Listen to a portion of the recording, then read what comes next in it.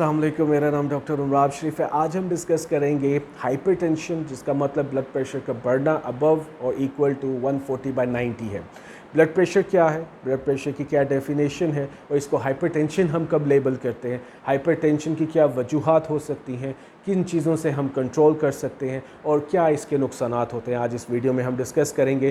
Blood pressure normally किसी बंदे का less than 140/90 is considered as normal. कुछ किताबों में 135/90 से कम को नॉर्मल ब्लड प्रेशर भी कहा जाता है।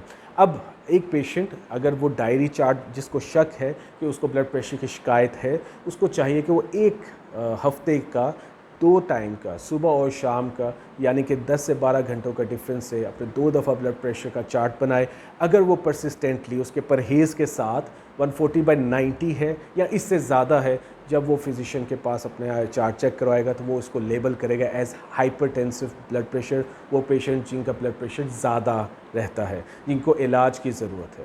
अब ब्लड प्रेशर या हाइपरटेंशन की दो एक टाइप्स हैं, जो बेसिक टाइप्स हैं। एक प्राइमरी हाइपरटेंशन, या जिसे एसेंशियल हाइपरटेंशन भी कहते हैं, जिसकी कोई रीजंस मालूम नहीं, नेचुरली खून की नालियों की सिकुड़ाव की वजह से हो जाता है, जिसके लिए इलाज करना बहुत लाजमी है और परहेज़ नो डाउट ज़्यादा है, इम्पॉर्टेंट है।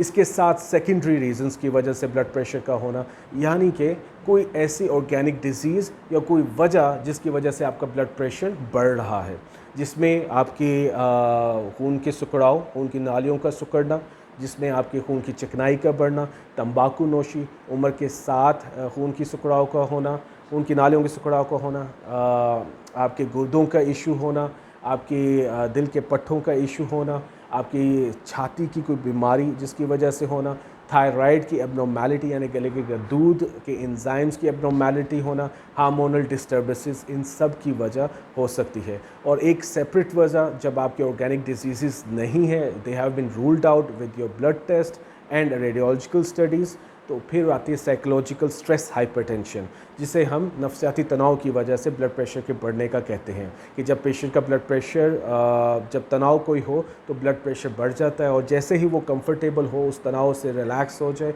अपने कंफर्टेबल जोन में आ जाए, तो उसका blood pressure automatically without any परहेज, विदाउट एनी मेडिकेशन नॉर्मल हो जाता है। सो अब हम इसके बाद डिस्कस करते हैं ब्लड प्रेशर के इलाज के बारे में।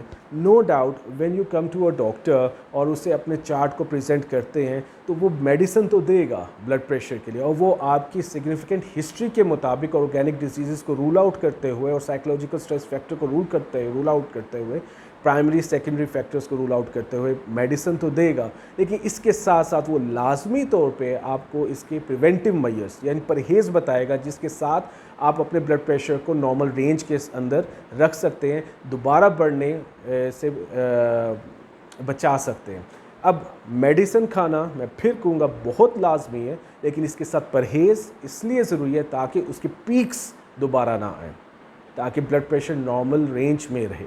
वो क्या लाइफस्टाइल मॉडिफिकेशन थेरेपीज़ हैं जिनके साथ हम अपने ब्लड प्रेशर को नॉर्मल कर सकते हैं। उसमें आपकी रेगुलर 2 किलोमीटर वॉक या जॉगिंग आ जाती है, रेगुलर फिज़िकल थेरेपी या फिज़िकल एक्सरसाइज आ जाती है, आपकी नमक का परहेज़, यानी कि रोज़ाना 3 ग्राम से कम नमक का इस्तेमाल करें। 4 चीज़, अपनी चिकनाई वाले खाने, तले हुए खानों से परहेज़ करें। अपनी खुराक में ऐसी ग़िज़ायात जिनसे मैदा ख़राब होता है, उनसे परहेज़ करें। फिर अपनी स्ट्रेस को रिलीव करने के लिए योगा करें, डीप ब्रीदिंग एक्सरसाइज करें, और किथार्स निकालें। Share your stress with other people, ताकि आप लाइट हो सकें। And if you can't control your stress with your stress therapies or yoga, then of course the doctor will prescribe you some medicines for that as well. इसके बाद जब हमने ये देख लिया कि ब्लड प्रेशर क्या है, उसकी क्या टाइप्स हैं, क्या वजूहात है, और हम अपने आप को मेडिसिन के साथ ब्लड प्रेशर के क्या एहतियात हैं जिनके साथ बेहतर रख सकते हैं, ब्लड प्रेशर को नॉर्मल रेंज में रख सकते हैं, उसके बाद वो पेशेंट जिनको इसकी परवाह नहीं है, लापरवाह हैं, केयरलेस हैं, जिनको नहीं पता कि ब्लड प्रेशर बढ़ रहा है तो it's fine, nothing to worry about, we don't need to take medicine, हम अपने ब्लड प्रेशर कंट्रोल कर लेंगे, we are like god people, हमें कुछ नहीं होगा। तो इसके साइड इफ़ेक्ट्स क्या है? नुकसानात क्या हैं। ऐसे पेशेंट जिनका ब्लड प्रेशर बहुत ज़्यादा रहता है और जो उसका इलाज नहीं करते, उसकी एहतियात नहीं करते, उनके नुकसानात बहुत ख़तरनाक हो सकते हैं उनकी ज़िंदगी पे। मसलन क्या क्या हो सकते हैं, फॉलेज का अटैक आ सकता है, नज़र की कमज़ोरी हो सकती है, कानों की सुनने की इस्तात कमज़ोर हो सकती है, दिल के पट्टे कमज़ोर हो सकते हैं, दिल के पट्टों का साइज़ बढ़ सकता है या दिल का साइज़ बढ़ सकता है, गुर्दे ख़राब हो सकते हैं, आपकी पेरिफेरल वेस्कुलर डिजीज़ हो सकती है। सो ये वो वजूहात है कि जब इनका अमल आ जाए तो ये एक लिमिटेड और ख़तरनाक स्टेज में पेशेंट आ जाता है जिसमें पछताना बाद में बहुत भारी पड़ सकता है।